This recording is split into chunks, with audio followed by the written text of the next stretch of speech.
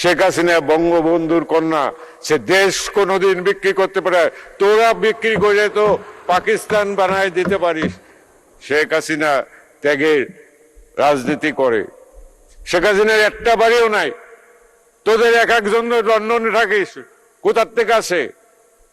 শেখ হাসিনা তো সরকারি বাড়িতে থাকে, আর তার স্বামীর একটা বাড়ি আছে, তার কোনো লোভ লালসা নাই।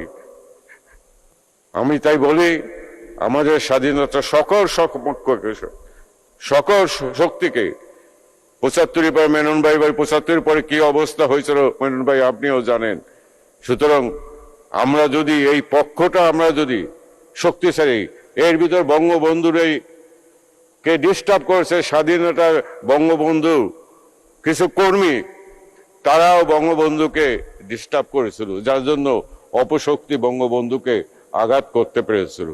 বৈজ্ঞানিক সমাজতন্ত্রের নামে, গণবাহিনীর নামে বঙ্গবন্ধু হাতে তৈরি খাইছে, মাসে মাসে টাকা দিত সেই সব লোক যাই এক আদর্শে। কোথায় সেই বঙ্গবন্ধুর মারার পর সেই বঙ্গের সমাজতন্ত্র কোথায়?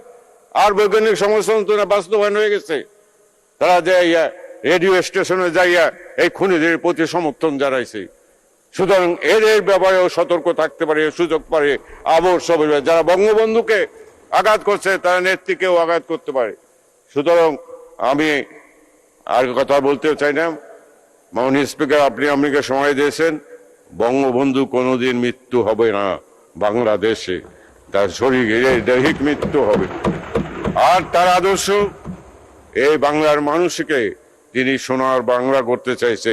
ইনশাআল্লাহ বঙ্গবন্ধু কন্যা জননেত্রী শেখ হাসিনার নেতৃত্বে আমরা বঙ্গবন্ধু স্বপ্নের সোনার বাংলা গড়ব, এবং আমরাও যেন আমাদের পরবর্তী জেনারেশন করতে পারবে।